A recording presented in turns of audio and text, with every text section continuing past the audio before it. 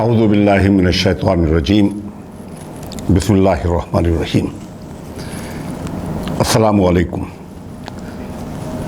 Gyms T V کے دینی معلومات پر مبنی پروگرام بیان القرآن کے ساتھ آپ کا میزبان مشتاق احمد خان۔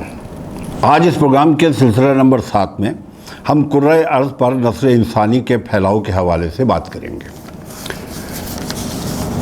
دیکھیے، نسل انسانی کے حوالے سے ہم بڑی تفصیل سے یہ بات کر چکے ہیں کہ پہلا انسان رب کائنات نے مٹی سے بنایا، آدم مٹی سے بنایا۔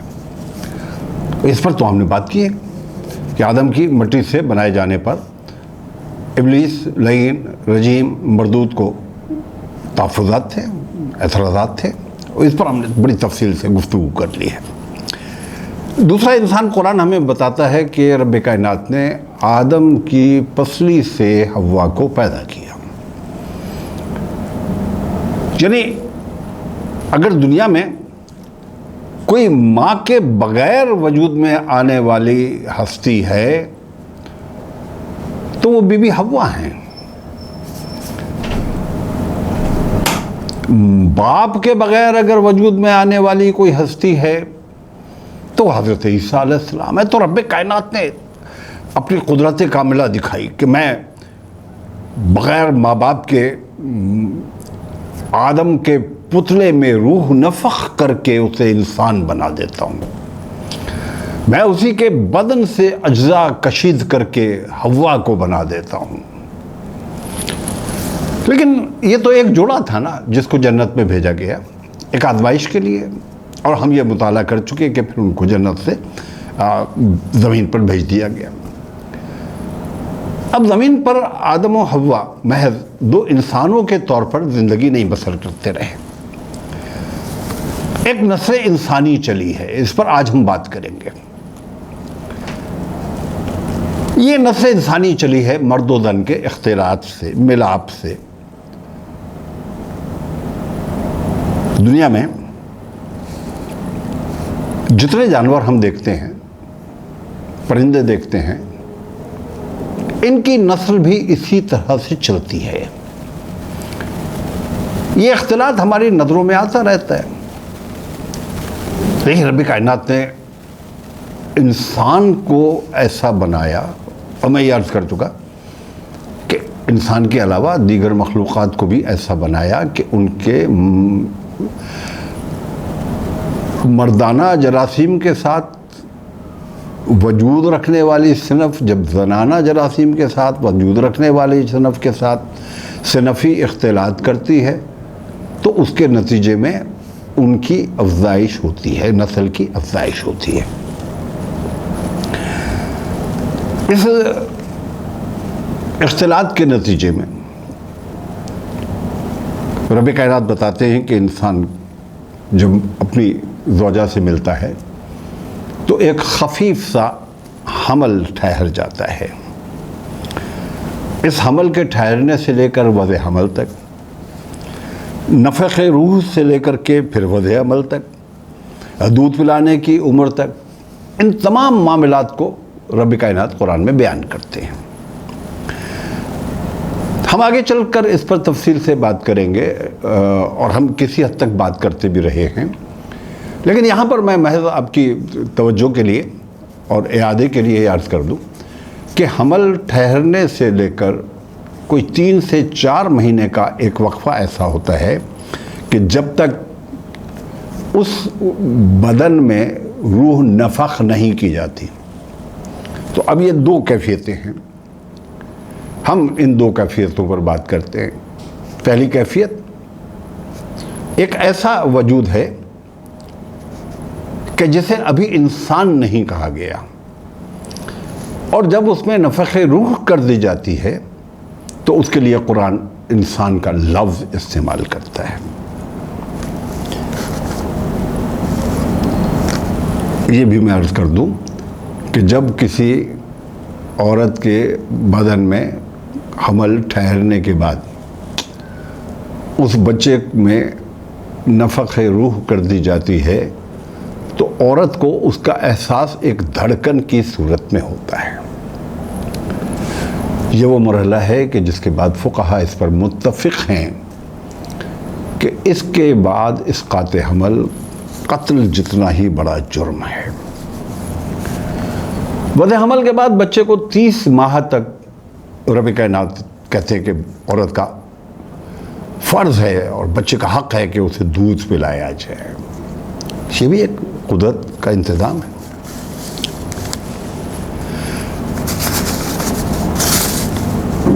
اس حوالے سے قرآن میں متعدد مقامات پر جو باتیں کی گئی ہیں ہم ان کا اختصار کے ساتھ ان کا جائزہ لیتے ہیں۔ دیکھیے، پہلی وہی جو نازل ہوئی، میں نے اس کو اسی لیے چنا ہے کہ یہاں سے اس قرۂ ارض پر تعلیمات قرآنی کا آغاز ہوتا ہے۔ غار حرا میں آپ صلی اللہ علیہ وسلم خلوت نشین ہیں، جبریل امین آتے ہیں، ایک پیغام دیتے ہیں۔ پہلا پیغام ہے اقرأ بسم ربک الذی خلق خلق الانسان من علق اقرأ وربک الاکرم الذی علم بالقلم علم الانسان ما لم یعلم۔ یہ 5 آیات ہیں اور ان 5 آیات میں کئی پیغامات ہیں۔ بے شک ہم اس پر بات کر رہے ہیں کہ نسل انسانی کس طرح پھیلی، لیکن قرآن میں جہاں کہیں نسل انسانی کے پھیلنے کے حوالے سے گفتگو ہوئی ہے اس کا کچھ سیاق و سباق ہے، اور وہ سیاق و سباق نظر انداز نہیں کیا جا سکتا۔ لیکن نقطۂ آغاز یہ ہے کہ پڑھ، اقرأ، علم۔ اس علم کا حوالہ کیا ہے؟ بسم ربک الذی خلق، پڑھ اس رب کے نام سے جس نے تجھے پیدا کیا۔ میں انسان، میں بہت بڑا دانشور، میں سیاستدان، میں حاکم، میں مرجع خلائق، لوگ میری طرف دیکھتے ہیں، رجوع کرتے ہیں، لوگوں کے معاملات مجھ سے وابستہ ہیں، معیشت وابستہ ہے، معاشرت وابستہ ہے۔ میں ہوں کیا؟ میں رب کا پیدا کیا گیا ایک انسان۔ خلق الانسان من علق، اے انسان، اے قرۂ ارض کے بڑے سے بڑے انسان،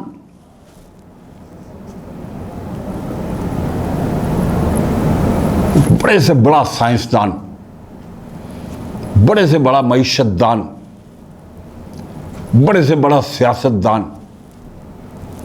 خلق الانسان من علق۔ اسے یاد رکھنا چاہیے کہ وہ خون کی ایک پھٹکی سے پیدا کیا گیا ہے۔ یہ نقطۂ آغاز ہے۔ اب اس وحی میں دیکھیے، ایک تو انسان کی پیدائش کے حوالے سے ایک بنیادی حقیقت بیان کی جا رہی ہے، اور یہ حقیقت قرآن میں متعدد مقامات پر بیان کی گئی ہے۔ ہم انشاءاللہ اس کا احاطہ کریں گے۔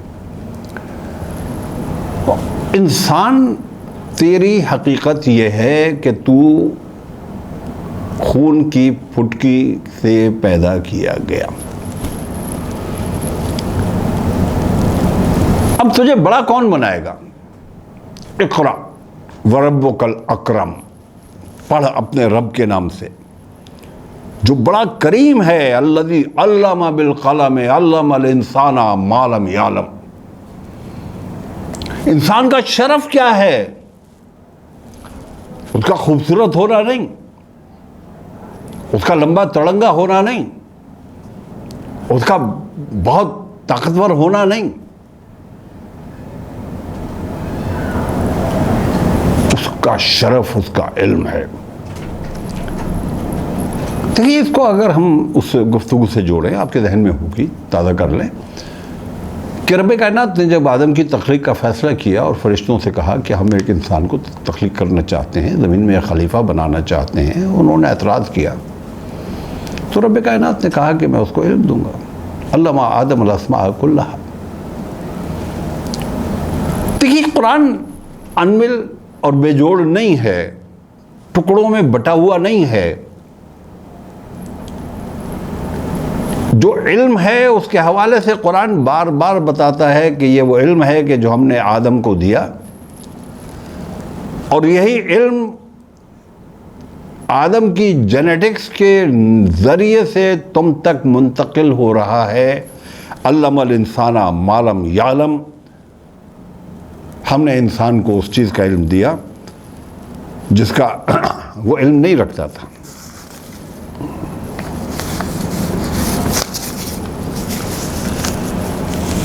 یہ تو ایک بنیادی گفتگو ہوئی، ایک ابتدائی گفتگو ہوئی نفس انسانی کے حوالے سے۔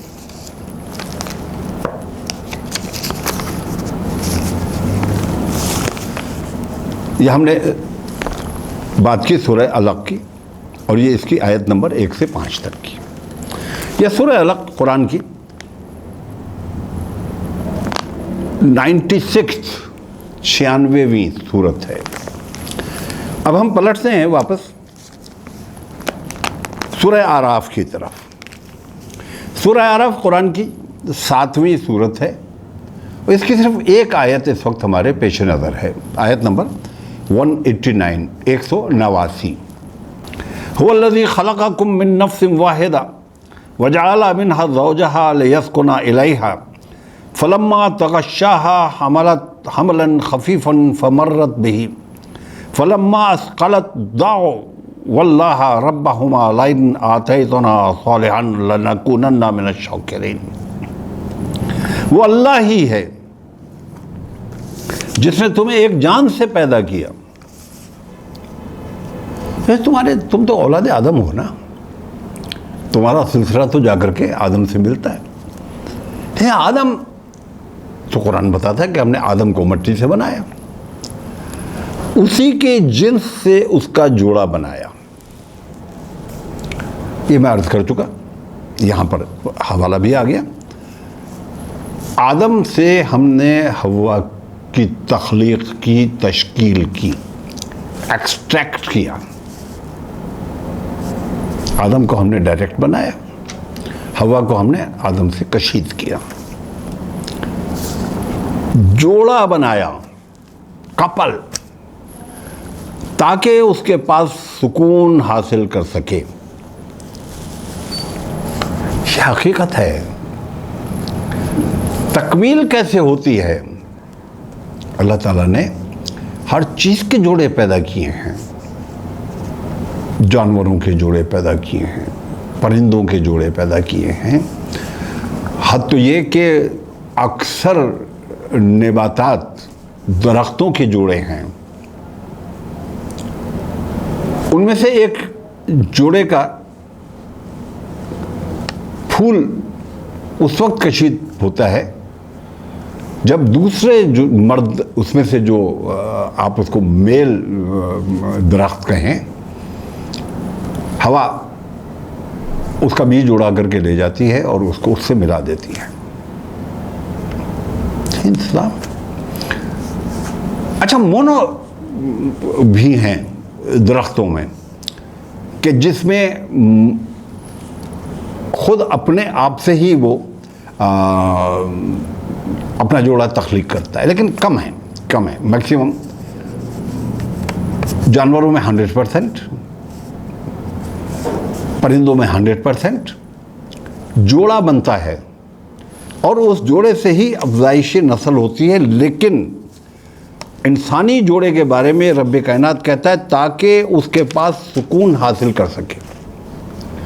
اب یہ جو مرد و زن کا جوڑا ہے، کپل ہے، تو یہ ایک دوسرے کی ذہنی اور جسمانی تسکین کے لیے ہے۔ یہ شبہ دور ہو جانا چاہیے کہ مرد اپنے طور پر مکمل ہے، عورت اپنے طور پر مکمل ہے۔ یہ نظام ہے رب کائنات کا، اور جہاں کہیں اس نظام کو توڑا جاتا ہے، بڑا مضبوط ہو کر کے کوئی مرد ساری زندگی شادی نہ کر کے گزار لے، اس کی زندگی ویسے نہیں گزرتی۔ کہ جیسے ایک شادی شدہ مرد کی زندگی گزرتی ہے۔ تو رب کائنات نے آدم علیہ السلام کا جوڑا بنایا اور اس جوڑے کے ذریعے سے نسل پھیلا کی۔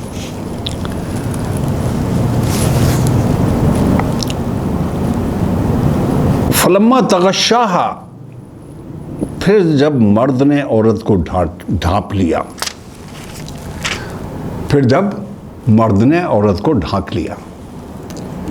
دیکھیے کتنا خوبصورت سا، کتنا بلیغ سا اظہار ہے۔ لیکن مرد و زن کے صنفی تعلقات کے حوالے سے اس سے زیادہ خوبصورت، بلیغ اور مہذب اظہار خیال نہیں ہو سکتا۔ انگریزی میں لفظ استعمال ہوتا ہے بالجبر کے لیے، یعنی جبری جنسی تعلق کے لیے، ریپ۔ یہ ریپ کیا ہے؟ آپ نے ریپر کا لفظ تو سنا ہوگا نا۔ یہ ریپر کیا ہوتا ہے؟ چاکلیٹ کے اوپر ایک چڑھا ہوا کور، صابن کی ٹکیا کے اوپر ایک چڑھا ہوا کور، ڈھانپ لیتا ہے۔ یعنی وہ ٹھیک ہے کہ وہ ایک الگ معنی میں، لیکن بنیادی طور پر ہے کیا مرد و زن کا صنفی تعلق، کہ جب مرد عورت کو ڈھانک لیتا ہے تو اسے ایک خفیف سا حمل رہ گیا، جسے لیے وہ چلتی پھرتی رہی۔ یہ ایک طویل وقت ہے، عورت کو خود بھی نہیں پتہ چلتا۔ اب آج کل تو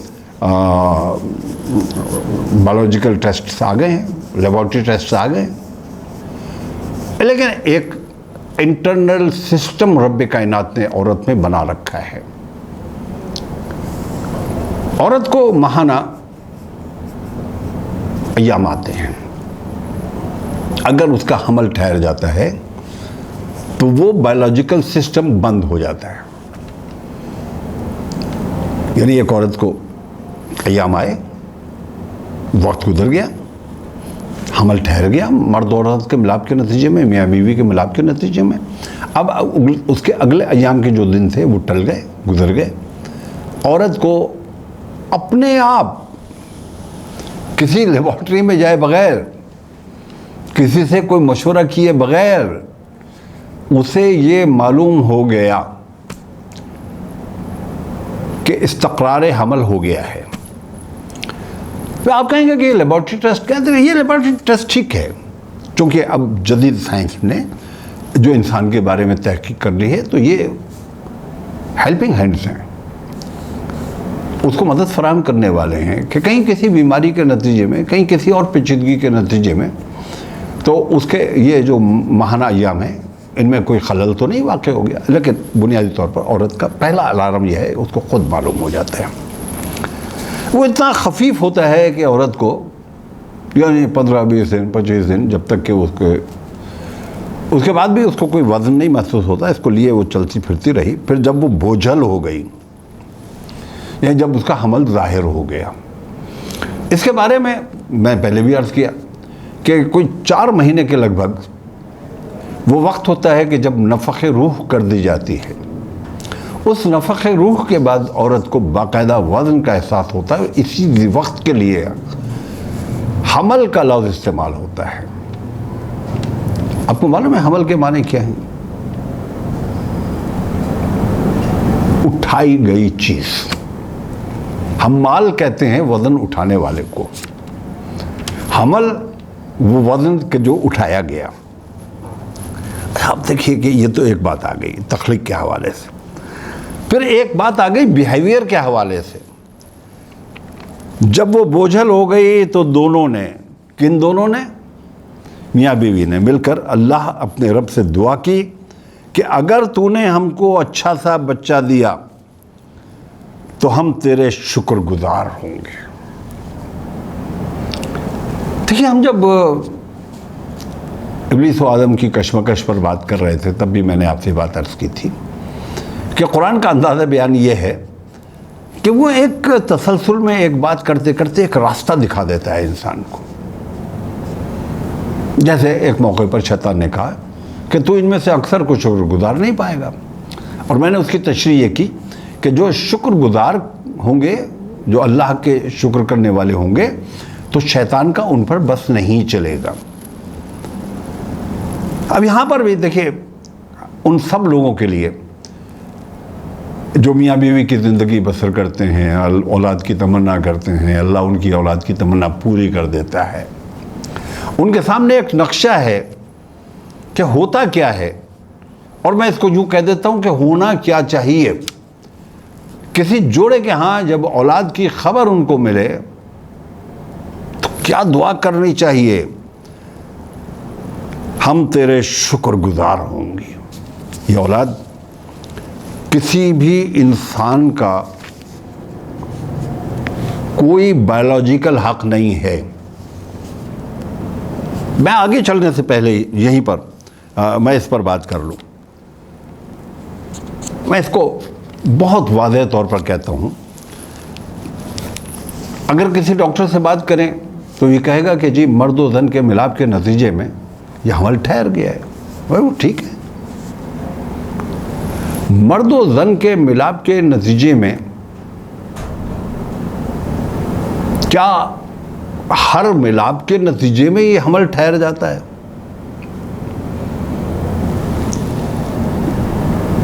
وہ جوان جو ابھی غیر شادی شدہ ہیں شاید وہ میری بات پر مسکرا دیں کہ مدرس صاحب، مشتاق صاحب یہ کیسی بات کر رہے ہیں، لیکن وہ جو شادی شدہ لوگ ہیں وہ اچھی طرح سے جانتے ہیں کہ مرد و زن کا ملاپ اس بات کی گارنٹی نہیں ہے کہ اس کے نتیجے میں لازماً کوئی اولاد جنم لے.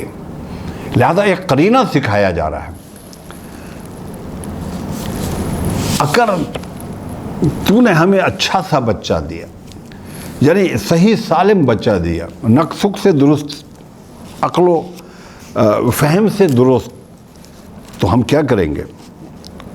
ہم تیرے شکر گزار ہوں گے. یہ ہم سورہ اعراف پر بات کر رہے تھے.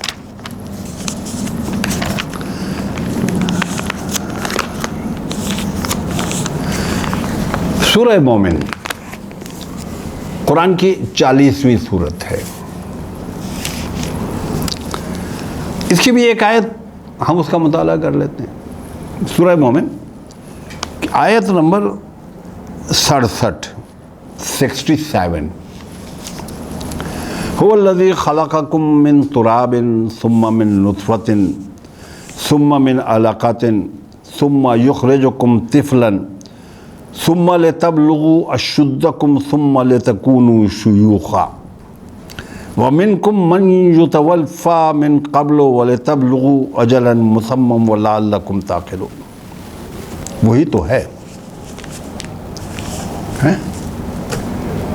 وہی تو ہے جس کے لیے کسی نے کہا کہ وہی تو ہے جو نظام ہستی چلا رہا ہے.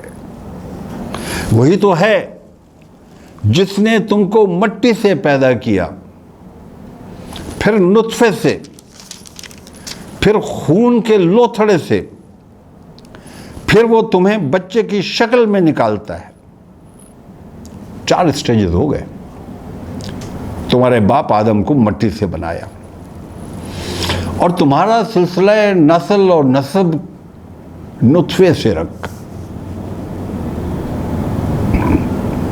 یہ نطفہ ہے کیا؟ یہ مرد کی پیٹھ میں پیدا ہونے والا ایک مادہ کہ جس کو رب کائنات کہتے ہیں کہ جو تمہارے جسمانی عضو تناسل سے خارج ہوتا ہے، اور جس کے بارے میں ہم سب یہ سمجھتے ہیں، بہت اچھی طرح سمجھتے ہیں، ایک کراہت ہے. کپڑے پر لگ جائے تو کپڑا ناپاک، بدن پر لگ جائے تو بدن ناپاک. مرد و زن ایک جائز جنسی ملاپ کے بعد بھی ایک کراہت محسوس کرتے ہیں جب تک کہ غسل طہارت نہیں کر لیتے.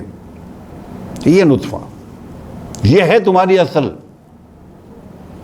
ایک پانی کی بوند، اور وہ بھی کسی پاک اور صاف پانی کی بوند نہیں، پھر تمہیں بڑھاتا ہے تاکہ تم اپنی پوری قوت کو پہنچ جاؤ.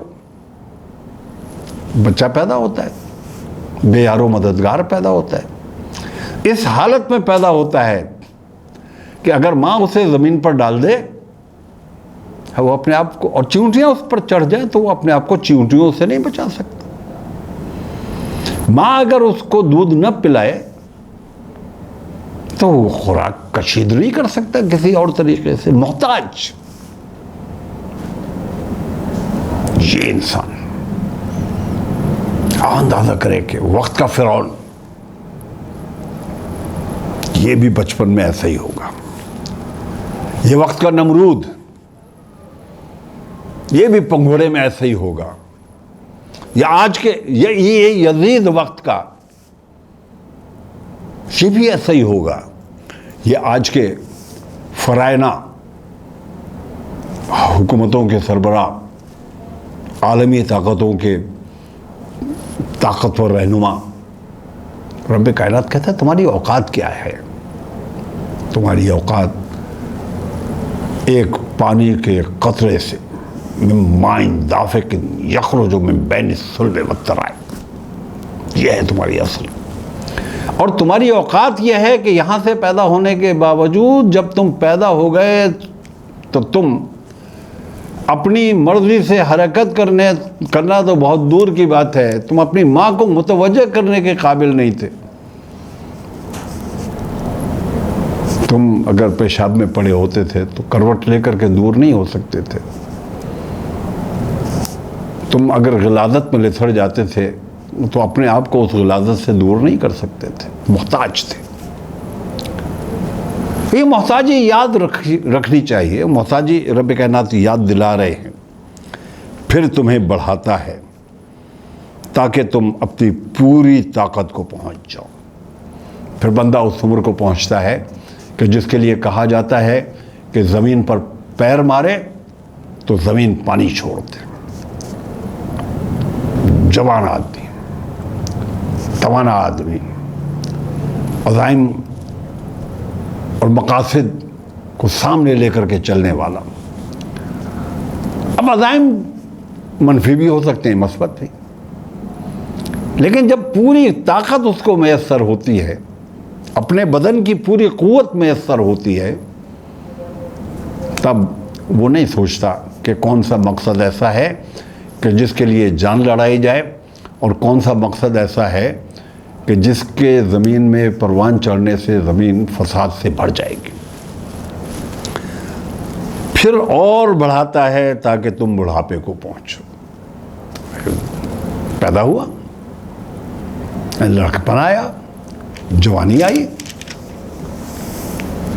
بالغ ہوا، طاقتور ہوا، اور پھر ڈھلوان آ گئی.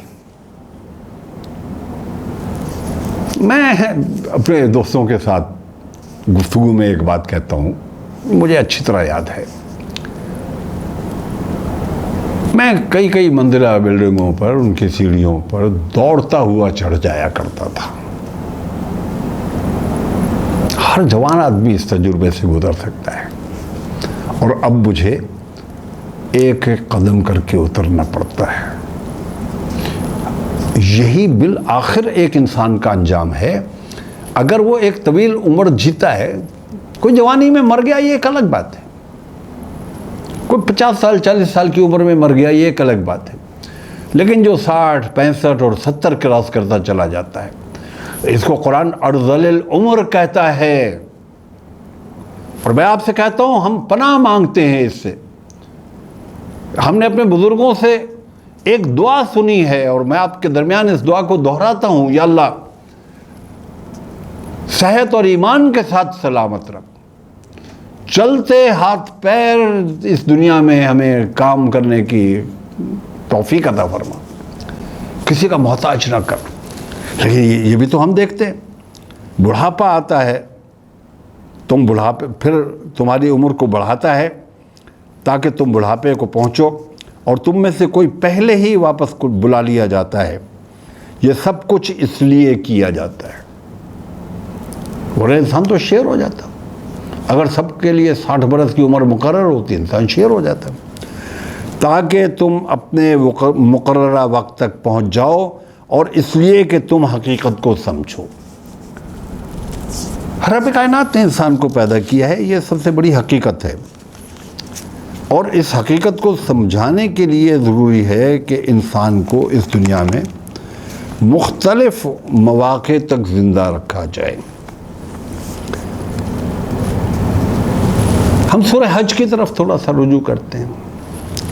سورہ حج قرآن کی 22ویں سورت ہے، اور یہاں ہمارے پیش نظر ایک آیت ہے، طویل آیت ہے، اور آج کی گفتگو ہم اسی آیت پر مکمل کر لیں گے۔ یا ایھا الناس ان کنتم فی ریب من البعث فإنا خلقناکم من تراب ثم من نطفۃ ثم من علقۃ ثم من مضغۃ مخلقۃ وغیر مخلقۃ لنبین لکم ونقر فی الارحام ما نشاء الی اجل مسمى ثم نخرجکم طفلا ثم لتبلغوا اشدکم ومنکم من یتوفى ومنکم من یرد الی ارذل العمر لکی لا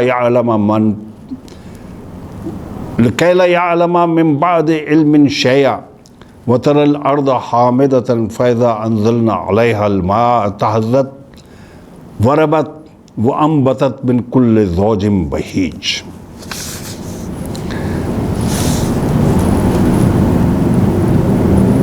لوگو، اگر تمہیں زندگی بعد موت کے بارے میں کچھ شک ہے، میں نے عرض کیا تھا کہ قرآن کسی ایک موضوع کو بیان کرتا ہے تو محض اس موضوع کو بیان کرتا نہیں چلا جاتا، اس کے سیاق و سباق کو بیان کرتا ہے۔ ابھی ہم نے دیکھا ہے کہ انسان کی پیدائش کے حوالے سے، اس کے پرورش کے حوالے سے کتنی چیزیں ہمارے سامنے آئی ہیں۔ ہم اگر سمجھنا چاہیں تو رب کائنات کی قدرت کاملہ کے حوالے سے اس بات پر بھی غور کریں۔ میں نے عرض کیا تھا، میں تھوڑی سی وہ بات شاید اس مرحلے پر نامکمل رہ گئی، کہ رب کائنات نے عورت کو حکم دیا کہ 30 ماہ تک بچے کو دودھ پلاؤ، اور بچے کی خوراک کا یہ بندوبست کیا۔ اب ایک بات پر غور کیجیے، یہ کون رب ہے؟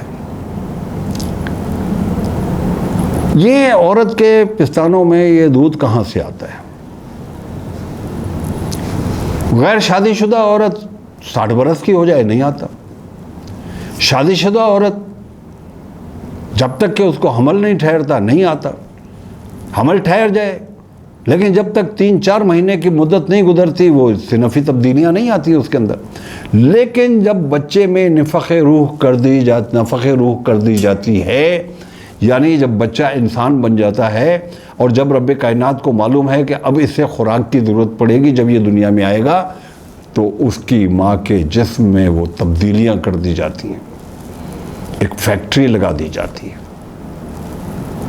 غور تو کریں نا، یہ فیکٹری کیسے ہے؟ یہ رب کائنات کی کتنی بڑی منصوبہ بندی ہے۔ اس بچے کے لیے سانس کے لیے بندوبست کر دیا جاتا ہے۔ ماں سانس لیتی ہے، ماں کی کشید کردہ آکسیجن سے بچے کو آکسیجن ملتی ہے۔ ماں خوراک کھاتی ہے، ماں کی کشید کردہ خوراک سے بچے کو خوراک ملتی ہے۔ اسی طرح سے یہاں پر رب کائنات یا ایھا الناس ان کنتم فی ریب من البعث فإنا خلقناکم من تراب ثم من نطفۃ ثم من علقۃ ثم من مضغۃ مخلقۃ وغیر مخلقۃ لنبین لکم۔ لوگوں، اگر تمہیں زندگی بعد موت کے بارے میں کچھ شک ہے، یہ شک ہے نا، مر کر جب مٹی میں مل جائیں گے تو کیوں اور کیسے اٹھائے جائیں گے؟ تو تمہیں معلوم ہو کہ ہم نے تم کو مٹی سے پیدا کیا، پھر نطفے سے پیدا کیا، خون کے لوتھڑے سے پیدا کیا، اس خون کے لوتھڑے کو گوشت کی بوٹی بنا دیا۔ یہ شکل والی بھی ہوتی ہے اور بے شکل والی بھی، یعنی ابتداءً اس کی کوئی شکل نہیں ہوتی، لیکن بعد میں اسی خون کے لوتھڑے میں جب وہ بوٹی بنتا ہے تو عظام نخرہ، رب کائنات ہڈیاں پیدا کرتے ہیں اور ہڈیوں پر گوشت چڑھا دیتے ہیں تاکہ تم پر حقیقت واضح کریں۔ ہم جس نطفے کو چاہتے ہیں ایک خاص وقت تک رحم میں ٹھہرائے رکھتے ہیں، پھر تم کو ایک بچے کی صورت میں نکال لاتے ہیں، پھر تمہاری پرورش کرتے ہیں تاکہ تم اپنی جوانی تک پہنچو، اور تم میں سے کوئی پہلے ہی واپس بلا لیا جاتا ہے اور کوئی بدترین عمر کی طرف پھیر دیا جاتا ہے، ارذل العمر۔ اس عمر کے بارے میں رب کیا کہتے ہیں؟ تاکہ سب کچھ جاننے کے بعد بھی کچھ نہ جانو۔ آپ نے شاید نہ دیکھے ہوں، ہم نے ایسے لوگ دیکھے ہیں 80 90 سال کی عمر، اس مرحلے سے گزر جانے والے بستر پر پڑے ہوئے ہیں، بینائی ختم ہو گئی ہے، آواز سے پہچاننے کی صلاحیت ختم ہو گئی ہے، لیکن رب کائنات نے جب تک سانس کا رشتہ قائم رکھا ہوا ہے زندہ ہیں۔ یہ زندگی کس نے دے رکھی ہے؟ یہ زندگی اس نے دے رکھی ہے۔ یہ بھی بات مکمل نہیں ہوئی، ہم اگلے انشاءاللہ درس میں بھی اسی حوالے سے بات کریں گے۔ دیکھتے رہیے بیان القرآن، یہ آپ ہی کے لیے ہے۔